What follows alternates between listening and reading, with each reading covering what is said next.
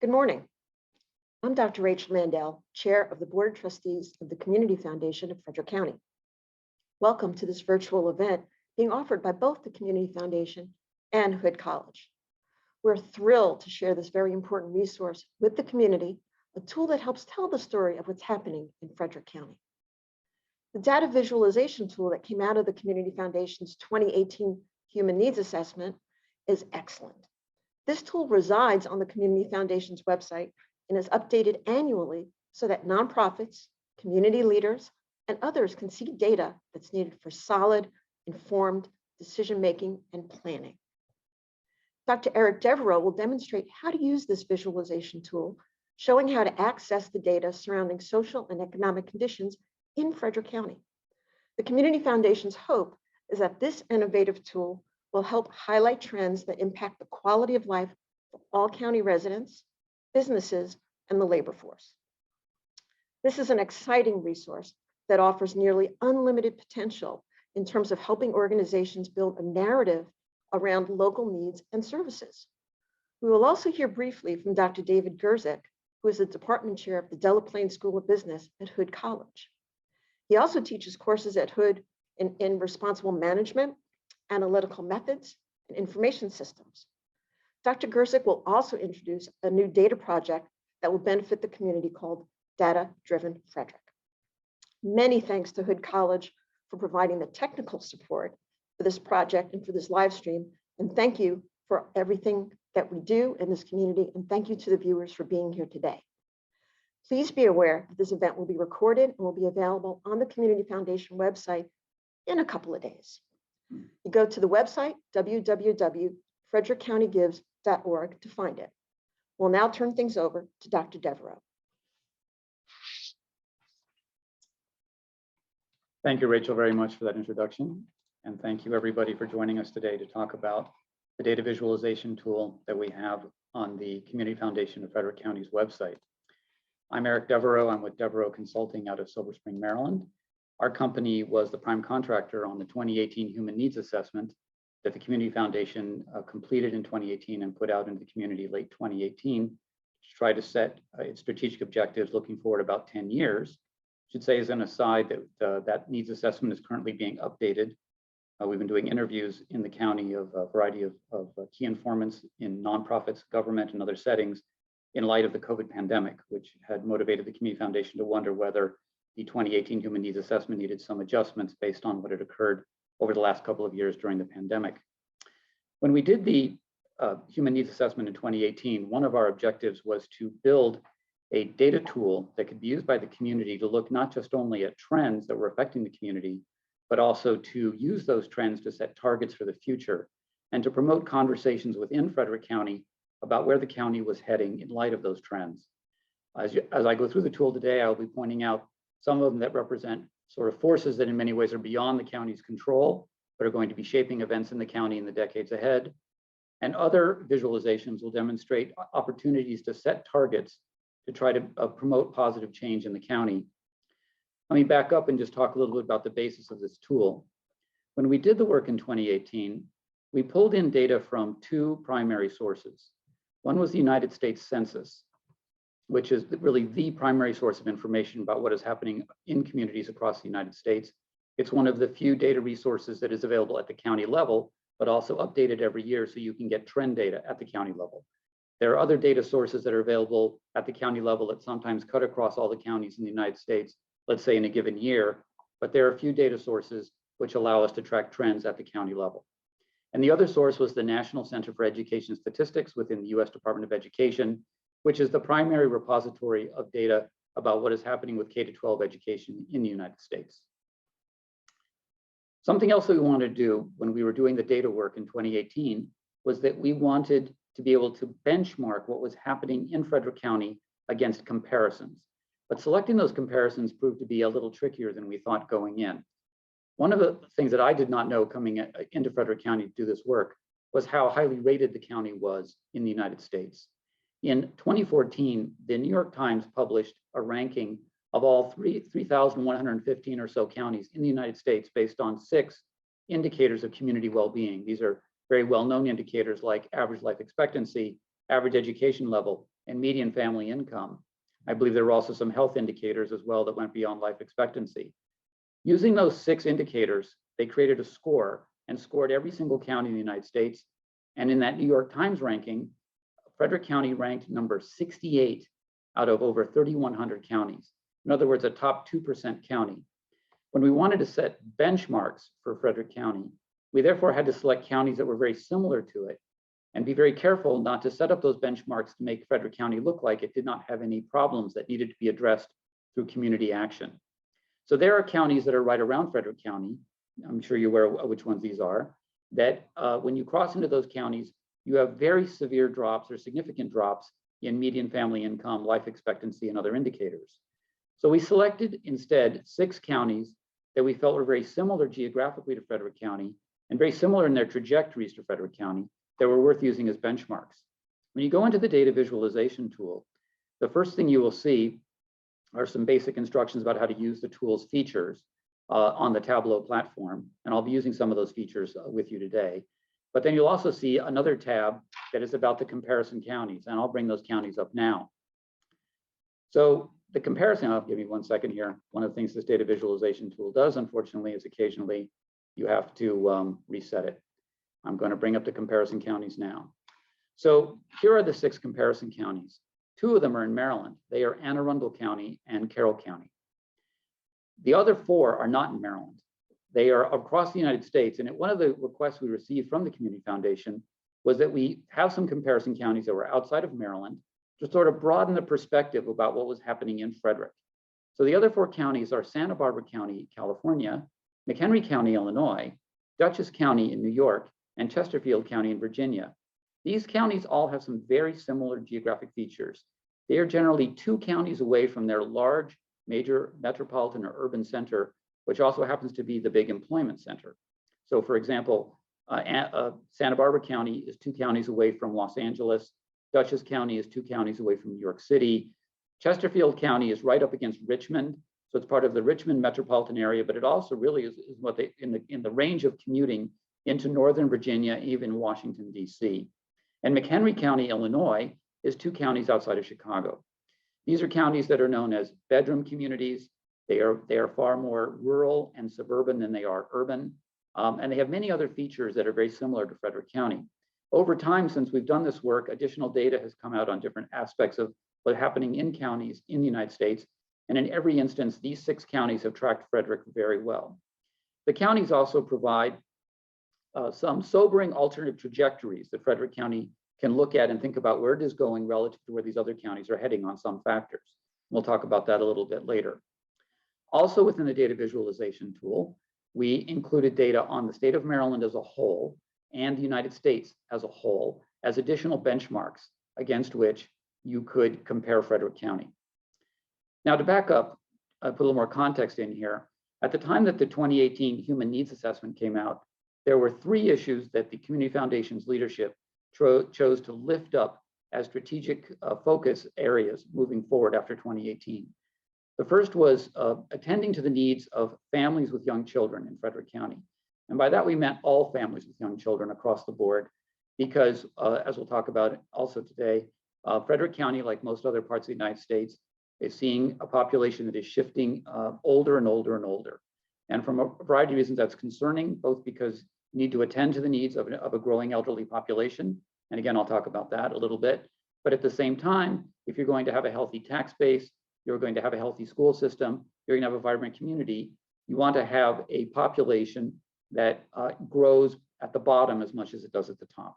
So attending to the needs of families with young children was one of the focal areas that came out in the Human Needs Assessment. The second area was substance use disorder. Now, in this instance, while opioid abuse and the opioid epidemic was in the news and grabbing a lot of attention, stories about overdoses and increasingly widespread use of Narcan, which can be used to overcome overdoses, getting a lot of attention. That was more like a rapidly burning wildfire. But in the background was another part of substance use disorder, which was brought to our attention in 2018. And that was the problem with alcohol abuse in Frederick County, which was likened more to a slow burning forest fire that at the end of the day is going to do a lot more damage in a variety of ways than that rapidly burning wildfire. And so when we were looking at substance use disorder and the Community Foundation was setting priorities, alcohol abuse was as much on its mind as the opioid epidemic. And finally, as mentioned before, the rapidly aging population of Frederick County and the need to attend to what was happening with not just persons over the age of 65, but the rapidly growing segment of the population that's over the age of 80, the so-called super seniors. And persons 65 to 79 have dramatically different needs in the community than those 80 and older. And the shift toward a larger population that's 80 and older was going to create a demand for new services and create new issues with human needs in the county. So that just sets a little bit of context here. When we created this tool, our hopes were back in 2018 that it would provide, among other things, a basis for a common set of facts around which discussions and debates could take place in Frederick County on issues of public policy and on certain issues related to services and human needs. Again, the facts come from the United States Census and the National Center for Education Statistics. To my knowledge, there's no alternative source for this information, and it is very highly regarded information, very high quality information. Should also say in the case of the census, for those of you that don't know, the census data that we're using is primarily from the American Community Survey. So we have the decennial census data, but starting after the year 2000, the decennial census no longer includes something called the long form. The long form was a very extensive questionnaire that was sent just to some households about many other aspects of their well-being than just counting the number of people in the household. After 2000, there no longer is a census long form. Instead, the census created the American Community Survey, which is a random sampling survey that is done every single year across the United States to gather a very deep data set about what is happening in communities throughout the country.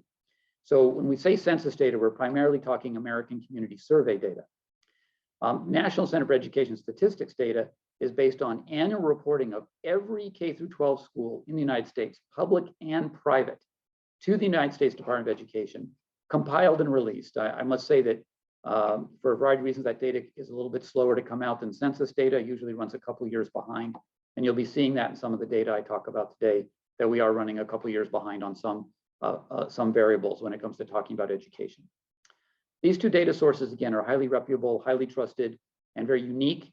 And they also allow you to look at trends, that year after year after year, what is happening. So instead of worrying about any particular year and what value there was, and could there have been some error here and there, I think it's more important to look at the trends and what the trends tell you over time. And you're going to see in many cases, there's very interesting trends happening in Frederick County that are going to shape the entire landscape of human needs from now into the future. So let's turn now and look at the first of these visualizations, and that is the trend in the percentage of the population. And in this particular case, in this visualization, as you'll see on the right-hand side, I have checked off the boxes that give us the trend in the population for ages 65 and older. And in every one of these visualizations, data about Frederick County is in green, data about the state of Maryland is in red, and data about the United States is in blue, and other counties have other colors. I think this is Anne Arundel County, and this is Carroll County. We have not shown the other counties yet. And in fact, I'm going to show you can go to the right-hand controls, and you can actually unclick the different geographies, which I'm going to do. And I'm just going to look at Frederick County. Oh, I think I left one up. Frederick County in green, there we go. This is the percentage of the population in Frederick County that is 65 and older over time, according to the American Community Survey, and also according to some decennial census data, if you look at year 2000 or year 2010, sorry, year 2020. Something else I just point out, and it's noted at the bottom, that because of the startup of the American Community Survey, there is no data on some of these variables for the years 2001 to 2004. And that's why we have a data point here and we have a data point here. This straight line is just connecting them. But the crucial thing about the trend here is to watch the increase in the population that is over the age of 65. And you can see going back to the year 2000 census, that population was under 10%, and now that population is over 16%. And if you mouse over it, you can actually get the value. Actually, it was 15% in 2019. And so you can see there's been a continuous increase in the elderly population in Frederick County. But if I bring up Carroll County here for a second, it provides one of these more starker contrasts. You can see that Carroll County started out with an older population, and it has an increasingly older population in Frederick County. And that's causing a lot of stress, as we know, in Carroll County, particularly stress regarding school closures, which you may have seen in the news here in Frederick County.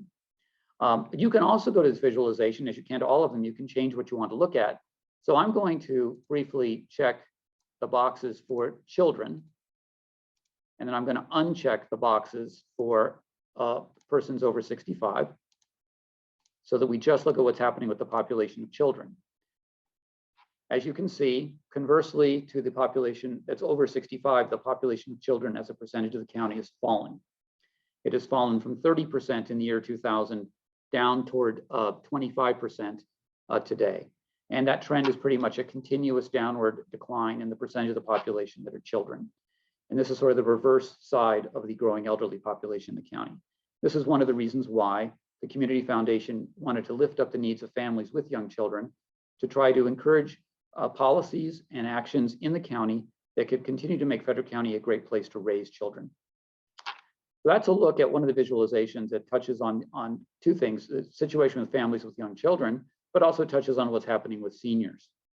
Let's go to another visualization, which is this is a little chaotic looking, but this is just Frederick County data, and this is showing what's happening with seniors in the different age brackets. What I'm going to do is I'm just going to undo two of these, or sorry, I'm going to undo three of them, sorry. And we're just going to look at the super seniors.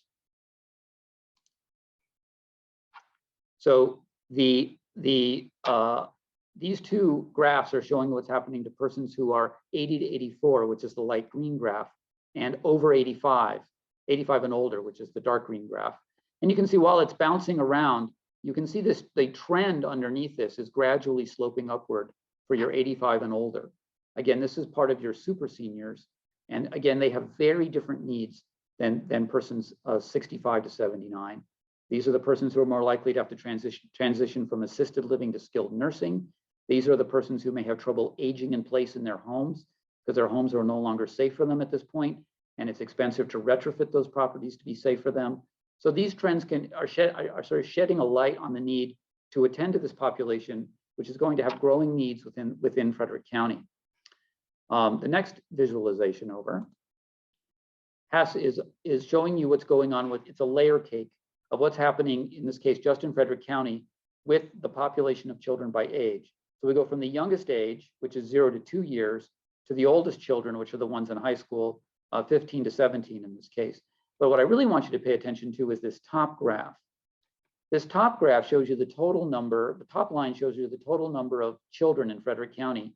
And what's interesting is it has stayed just under 60,000 children for decades, right? It is really not gone up or gone down. It's really bounced around just under 60,000 children. So while the population of the county has gone up, and I think there was some data about that later, the population of the county has increased. The number of children within the county has not, right? And again, this is one of the reasons why the Community Foundation wanted to focus on what was happening with families with young children or children in general. You can also, in the case of this visualization, you can switch it to another county. In this case, I'm going to go to McHenry County, Illinois. I want you to remember what this graph looks like. Now I'm going to click on McHenry County and it will change. And you can say, in this case, McHenry County is actually having a pretty steep decline in the number of children in the county. You can look at the state of Maryland. In the state of Maryland, you can see that it is basically even flat in the number of children in the county. In the state. If you go to Carroll County, Maryland, again, you are going to see a decline in the number of children. I think, as I recall, Santa Barbara might be one of the few counties in this set whose children the number of children have gone up, and not that perceptibly. If you look at the United States as a whole and what's going on with children, you can see it's relatively flat. What's happening in Frederick County is very indicative of what's happening elsewhere in the United States in terms of the number of children relative to the total population. The next visualization up is one of the most compelling and dramatic visualizations we created in the 2018 Human Needs Assessment.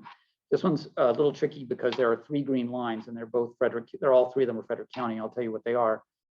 These three green lines are looking at where children who are living in poverty are situated by the nature of the household. So this green line at the bottom is showing the children who live in poverty who have two parents at home. Okay, and what you can see most recently is that about 4% of all children in households that have two parents are living in poverty. This green line above it is the line for children living in a household headed by a single male. And what you can see is it's sort of about 12% of children in those settings are living in poverty. But if you go to this upper green line, this is the line for children living in a household that is headed by a single woman. And what you can see is in most recent data, it's about 27% of children in such settings are living in poverty. And what this tells you is a couple things. First off, it really matters whether or not children have two income earners in the house, two potential income earners in the house to support the household. That's the first thing. The second you can see is that if you want to know where child poverty exists in Frederick County, it is more likely to exist in a household headed by a single woman than anywhere else. And if you want to target resources to address child poverty in Frederick County, you need to target those resources at those households that are headed by a single woman. And you need to figure out why single women are struggling more than single men to produce enough income to keep their household out of poverty. Down below here is this is the US trend for all households, poverty and children living in poverty in all households, which is 19% of all households in the United States in the most recent data. And for the state of Maryland, 12% children. So this visualization gives thought leaders in Frederick County, people in government, in the nonprofit sector, community advocates, some really solid evidence of why it's so important to focus on household structure when it comes to children and poverty, and in particular, why it is to focus on what is happening with households headed by a single woman, because that is where child poverty resides more than anywhere else. This graph just shows you what's going on with these households. The green graph, this is Frederick County. The green graph is children living in households with two parents. The blue is children living in households headed by just a single man, and the pink, households headed by just a single woman. And you can see sort of what the relative trends have been over time with this. It stayed pretty flat, okay? But you can see that the majority of households still have two adults at home, but there's a substantial number of households that have either just a male household, head of household, or a female head of household. And you can see what the trends are going on with that. And then this visualization is showing children in households headed just by a single adult, whether male or female. What's going on with that trend? Again, the green line is Frederick County. You can see over time it rose, and then it flattened out, dropped a little bit, and it's sort of been flat there. But it's just below 25% of all households are headed by a single person in Frederick County right now. Now we're going to turn away from that issue, and we're going to look at diversity issues in the county. Diversity has been a real interest in Frederick County. I'm going to uncheck all of these for a second, and it's going to go blank, and I'm going to check Frederick County. And I'm just going to show you what's happening. This is the percentage of residents in Frederick County who identify as being something other than white, not Hispanic. So this is everybody who might be African American, Native American, Hispanic Latino, Asian American, all combined together. And it shows you that over time, Frederick County is becoming more and more and more diverse. It was about 23% diverse in the year 2000, the year 2000, and it is now about 30%. Now I'm going to bring up the state of Maryland only here as a point of comparison. So these two trends are nearly identical in slope. And the point I'm trying to make here is that Frederick County is on exactly the same trajectory as the state of Maryland, just several decades behind the state of Maryland. The state of Maryland has just become I think the third or fourth state in the United States to not have a majority race or ethnicity. I think California was the first. I think Texas has achieved that benchmark. Maryland just achieved that benchmark as of the 2020 census. Frederick County is on exactly that same trajectory and will eventually get there. It's just a matter of time. And if you look at this trend, you can see that it's a very straightforward upward trend, almost nothing affecting it. And it's just one of the facts of life that will shape the future in Frederick County, is that this county will become inevitably more and more diverse and will require everyone involved with everything that takes place in Frederick County to accommodate and adjust to that reality of diversity as that becomes increasingly present in what constitutes Frederick County. We also have the data up about racial and ethnic diversity trends just inside Frederick County by the different census classifications, which are Asian American, Black or African American, Hispanic Latino is what's up here, and then all others are combined. What you can see is that the Hispanic Latino group, which by the way, this is not a complete separation of categories, exclusive categories, because you can be African American and Hispanic Latino, you can be white and Hispanic Latino in the US Census. What you can see here is that in recent years, the most rapid growth in diversity in Frederick County has been driven by the Hispanic Latino population. Probably not a surprise to those of you who are aware of the trends on the ground, but that is just one of the facts of life here in Frederick County as well, that has promoted a lot of concerns, in particular about Spanish language proficiency on the part of government officials and the part of nonprofit organizations to be able to address the needs of a population who, at least in the first generation, often speak Spanish as a first language. We know, of course, all the patterns of immigration in the United States have always been exactly the same. I just recently was handed a trove of historic documents from my family, and there are German language birth certificates in that trove of documents for people who were born in the United States, in Illinois, in the early 1900s. And they attended German language churches outside Chicago. And of course, that doesn't even exist anymore. And that's been the same for every other group that has come to the United States, bringing a language with them. The first generation speaks that original language. Maybe the second generation still sticks with it to some degree. You get 3-4 generations out and everyone is speaking English. And that's the same going to happen with the Hispanic Latino population. At the same time though, right now, the needs in Frederick County to be able to address that population in Spanish are very pressing. And the community is having a lot of conversations about how to do better, especially in light of the stresses that were put on everyone from the COVID-19 pandemic in terms of healthcare issues and vaccinations and childcare, those types of issues. Moving on, we have a visualization about income by age group. This again is just showing Frederick County. So there's 4 green graphs here, but when you mouse over it, it shows you what it is. So this graph here, the highest earning group are the households that are 45 to 64 years old. This is basically persons in the prime of their work life where they're likely to earn the most money. So the rest of these graphs should not be surprising. The next one down are persons 25 to 44. And the next one down are persons, the very bottom one are persons 15 to 24, who are basically your youngest workers entering the workforce, not very experienced and not having put themselves in a position to earn as much money. And this is the group that is 65 and older. But the point I want to make here more than anything else is I'm going to uncheck 2 of these. I'm going to go over here and I'm going to uncheck the 2 youngest work groups, and I'm just worker rate groups, and I'm just going to leave this group, which is the group that earns the most money, and this is just prior to retirement. And these are your retirees. And look at that drop, right? Look at that steep drop in income that occurs when you move into the retirement category here in Frederick County.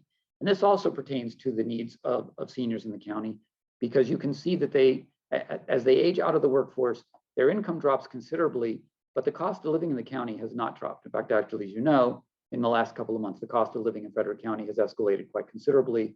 And before that, during the pandemic, we saw, among other things, a huge increase in rent prices and also the sales prices of homes related to real estate pressures in the county. So this group, the seniors are experiencing a very significant drop in income, but not a drop in living expenses. And that also is one of the background factors that has to be kept in mind when addressing the needs of an elderly population.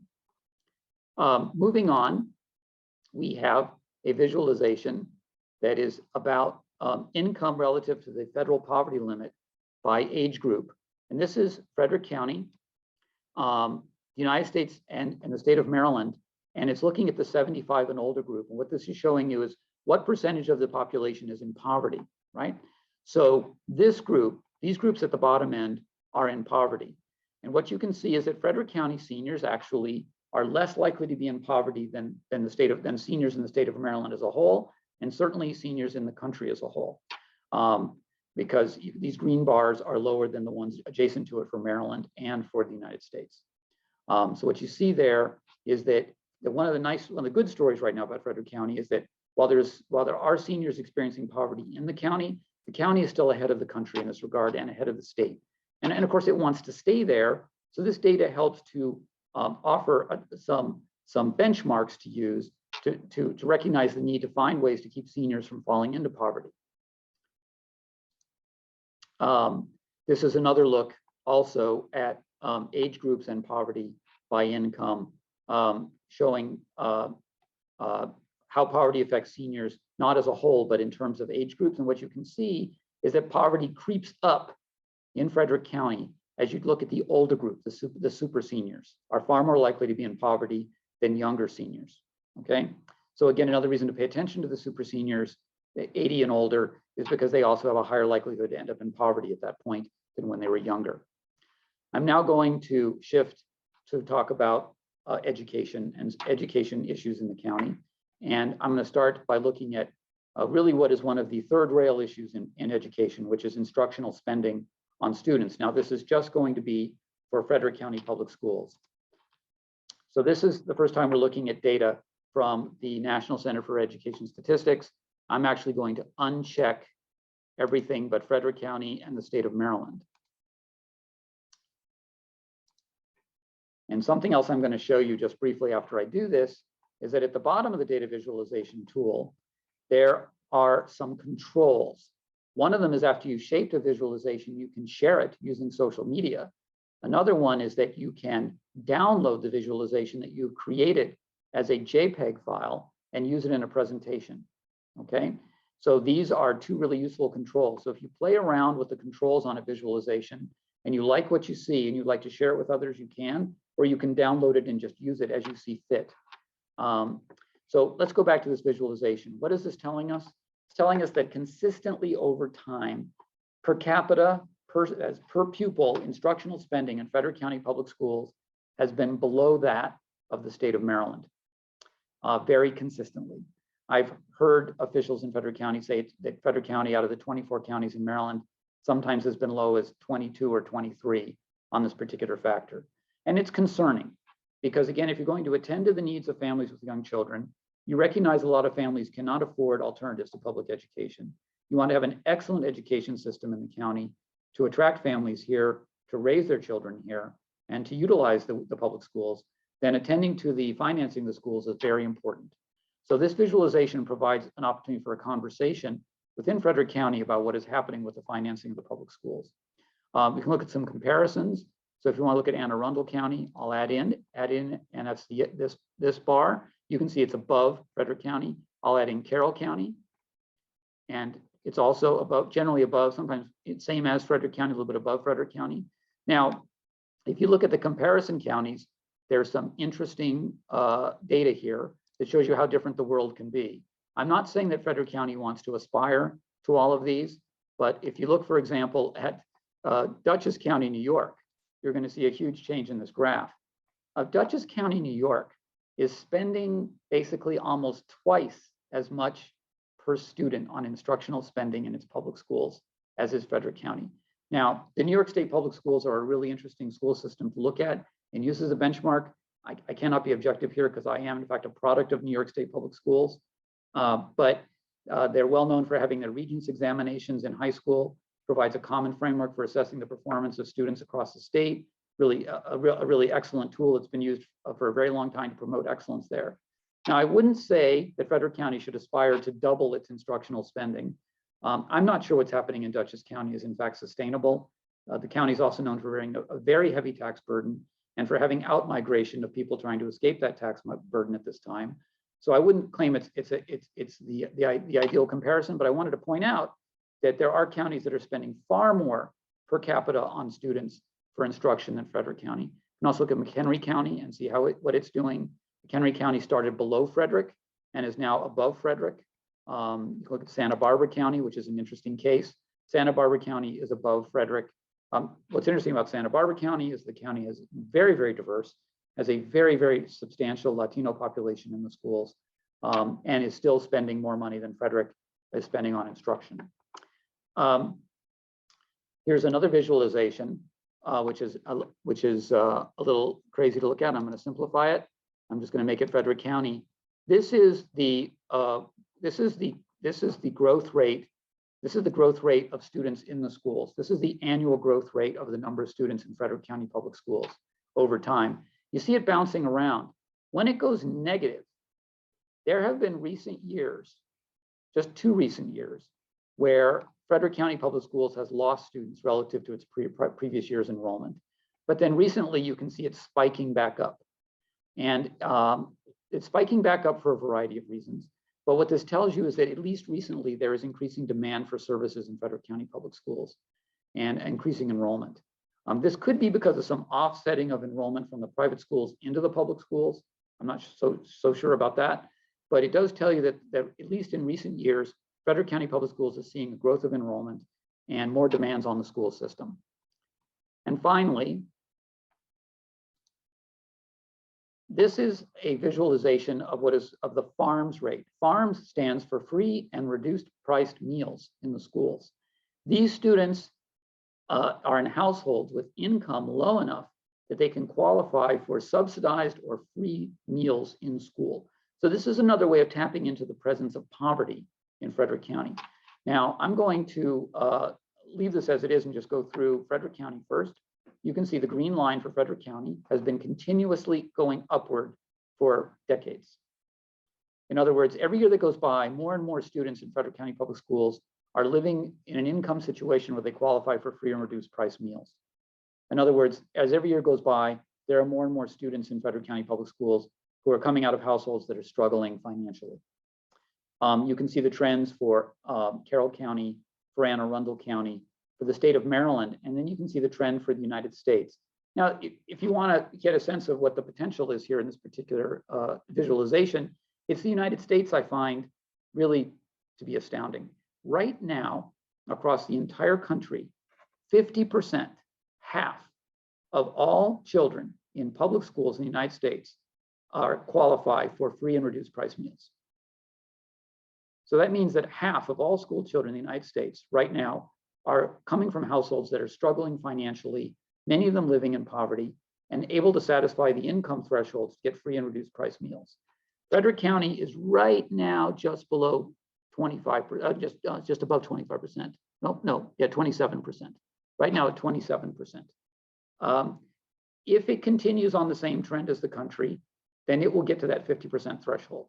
This is a case where there can be a conversation on the part of all the community leaders in the county about what targets do you want to set here? How are you going to achieve those targets? Because ideally, you do not look at a good thing that so many children living in poverty in the county that they qualify for free and reduced price meals.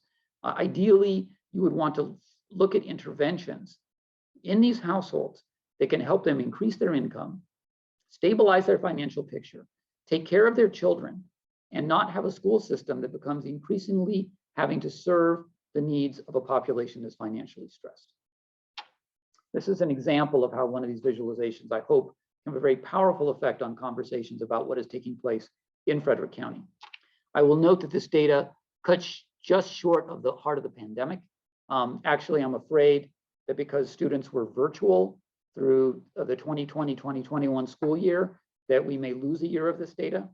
I don't know what the National Center for Education Statistics is going to gather and publish about that school year. We may have a data gap, but we pick it back up on the other side. I personally predict that the FARMS rate is going to be even higher than it ever was because of the impacts that the pandemic has had financially on families in Frederick County. Another visualization, we're almost done with the ones that we have up here, looks at rent as a share of income. And let me simplify this again by only looking at Frederick County first. I'm going to go here. I'm going to uncheck the state of Maryland. I'm going to uncheck the United States. And I'm just going to look at Frederick County. Oops, I don't think I unchecked the United States. There we go. Okay, so this is looking at what is commonly called rent stress. So the U.S. Department of Housing and Urban Development defines a household as experiencing rental stress if it must spend 35% or more of its income on housing. Now, if you see over here on the right-hand side, we've actually got checked the 30 to 35%. I'll uncheck that. So this will look a little different. This is the percentage of renters in Frederick County who are spending 35, 40, or even 50% of their income on their rent. If I uncheck these other two and just look at the 50% group, this is the most rent-stressed group in Frederick County. And what you can see is that for years, the data showed that this rent stress was increasing, okay? There was a little dip going into 2015 through 2019, but in general, rent stress has been increasing. This is not of any surprise to those of you watching who work on affordable housing issues in Frederick County. You know that rent stress is increasing. It's just been a fact of life here in the county. But this data is showing the trend, and you can again compare it to other places. So let's look at the country as a whole, how Frederick County is doing relative to the country as a whole. And what you can see is that for a while rent stress was the most rent stress group in Frederick County was increasing as a percentage of all renters. In the United States, there was a long period where this actually declined. Let's look at the state of Maryland as a comparison group. The state of Maryland shows that rent stress was, the group experiencing rent stress was actually for a long time a larger percentage than Frederick County, but Frederick County has narrowed that gap. It used to be well below it, and now it has narrowed it and even gone above it at times. You can look at the comparison counties. Let's just look at the two that are around Frederick County, Carroll County and Anne Arundel County. What you can see is that actually the most severely rent-stressed group is a lower percentage in Anne Arundel County. Carroll County and Frederick County most recently came together and converged. You can get a sense of what's taking place with these trends. Now, we also are looking to see what type of data will come from the United States Census and to augment this out in the future. But what I know is that during the pandemic, at least rents that I've known of in Frederick County have increased tremendously in the last 2 years. And so I expect that these trends will continue to shift upwards. So what this tells everyone in Frederick County is that the affordable housing crisis is very real. It is documented in the census data. You are seeing a community that the increasing percentage of people in the community are struggling to pay rent, and many of them are having to take 50% of their income just to pay their rent, which is an incredible amount of money to have to spend relative to the other needs you have for your money. And the final visualization in the tool is households on public assistance. So again, I will simplify this. I will just look at Frederick County. And here you can see that over time, the percentage of households in Frederick County that are receiving some form of public assistance has climbed considerably from about 5% decades ago to 7%, and at times spiked even higher, 8%. Now, what do we mean by public assistance? What we mean by public assistance is SNAP, or often called food stamps, Supplemental Nutrition Assistance Program of the U.S. Department of Agriculture, cash welfare for those that are eligible for it, and other similar, maybe I think Medicaid might be in here as well. And so what you see is that the trend for this variable in Frederick County also is going up, same as for the children on free and reduced price meals, same as other measures show that Frederick County increasingly is having to grapple with substantial issues of poverty in the community. Now, the last thing I'm going to say before I turn it over to Dr. David Gerzik to finish out this session today is about the future of the tool. We have continued to add data to it whenever that data becomes available from the American Community Survey United States Census or from the National Center for Education Statistics. This is intended to be a living tool that grows outward and can be used by decision makers in Frederick County to reference the core facts about what are taking place on issues that are highlighted in the data visualization at this time.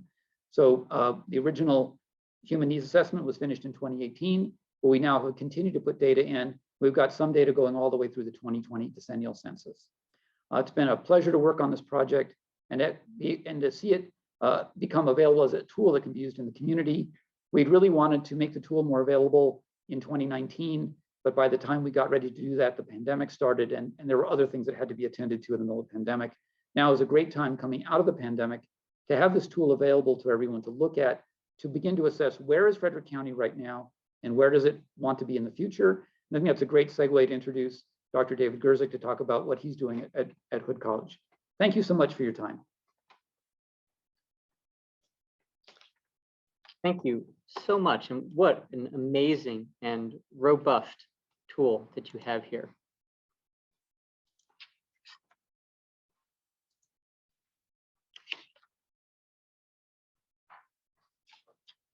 So thank you again. I'm here to talk a bit about DataDriven Frederick. What is DataDriven Frederick? Well, at Hood, the idea emerged during the strategic planning of our newly formed School of Business. And I shared the idea with our college leadership and members of the school about what I saw in my hometown of Detroit with the Data-Driven Detroit movement, how a group of proactive citizens coordinated their efforts to leverage data to combat blight in the aftermath of the city's bankruptcy. And while thankfully Frederick is not Detroit, we still do have our share of both performance and opportunity gaps that we can address. And we can address much more effectively with the right data. Now, I've come to find out that this idea had been gaining momentum across the county by many groups and community evangelists. And so I think when all of this is put together, the story is that this is an idea whose time has come. And just as we saw that there are tremendous resources available with the Community Foundation, and certainly many other organizations, perhaps your own organizations have data that, when coupled with information from the Community Needs Assessment, can support more informed decision-making or policy development. Data-Driven Frederick seeks to support community organizations in unlocking the potential of their data, and to do so in a way that leverages the diverse skill set of our faculty at Hood College, our doctoral students, and our data scientists in training, both enriching our curriculum with meaningful real-world data projects, while at the same time democratizing community access to the critical skills of data discovery, visualization, and statistical interpretation. It's housed in the George B. Delaplane Jr. School of Business at Hood College, the center supported by Marlene Young, the Delaplanes, PNC, the Truist Foundation, and others. Part of our work with Data-Driven Frederick will be to develop community-wide data dashboards, just like we saw here with the Community Needs Assessment, and also the underlying data pipelines that community agencies can use.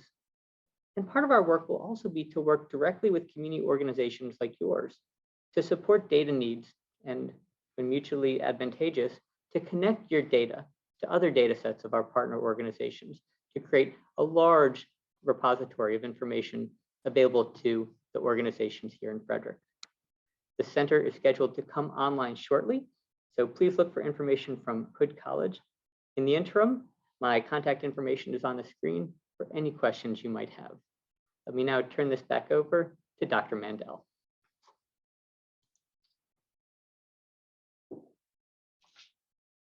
Thank you to both Drs. Gerzik and Devereaux for showing us how much information and how much data is at our fingertips. The Community Foundation is very proud to be on the cutting edge with our partners of this type of technology and to make this information available to our partners so that we can harness this information to tell incredible stories in our community and to use this information to do really good strategic planning that will move Frederick County forward. Remember, the tool is going to be on the website at the Community Foundation at www.frederickcountygives.org. If you need any technical assistance, please contact us by email at marketing@frederickcountygives.org. We're really excited that you spent some time with us this morning. We're looking forward to partnerships in the future that will use this data and, again, make Frederick County a better place to live. Thank you for your time and have a good day.